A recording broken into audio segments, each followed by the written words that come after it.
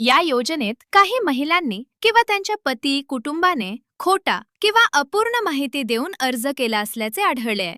त्यामुळे सरकारने ठरवले की लाभार्थींचा आधार ई-केवायसी बंधनकारक केला जाईल आणि तसेच त्यांच्या पती कुटुंबाच्या वार्षिक उत्पन्नाची ITR पडताळणी करावी. या पडताळणीसाठी योजनेचा डेटा थेट IT विभागाकडे पाठवला जाणार आहे.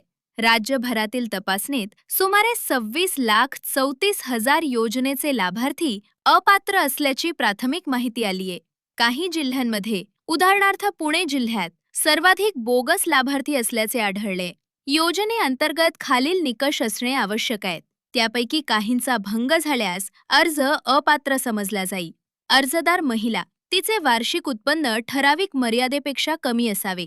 महिला किंवा तिच्या पती कुटुंबाने इन्कम टॅक्स दाखवलेले नसावे. जर महिला किंवा तिच्या कुटुंबात 4 चाकी वाहन किंवा उच्च उत्पन्न स्रोत असल्यास ते देखील अपात्रतेचे कारण ठरू शकते. सर्व लाभार्थ्यांची ई-केवायसी अनिवार्य केली गेली असून 31 डिसेंबर 2025 पर्यंत ही प्रक्रिया पूर्ण करावी लागणार आहे.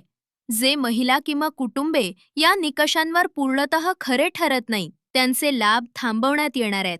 मासिक 1,500 रुपयांचा हप्ता बंद केला जाणार. सरकारी कर्मचाऱ्यांनी किंवा इतर अपात्र लोकांनी जर योजनेचा लाभ घेतला असेल तर त्यांच्यावर शिस्तभंगाची कारवाई केली जाणार असल्याचेही सूचित करण्यात आले आहे. योजनेचा उद्देश खऱ्या गरजू महिलांना मदत देणे हा आहे आणि गैरवापर रोखणे हे आता गंभीरपणे घेतले जात आहे.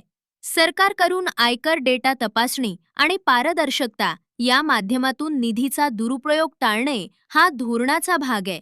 यामुळे काही महिलांना ज्या प्रत्यक्ष गरजू नसल्या मिळालेला फायदा थांबणार आहे, परंतु जे खरंच पात्र आहेत त्यांना यापुढेही लाभ मिळत राहणार आहे.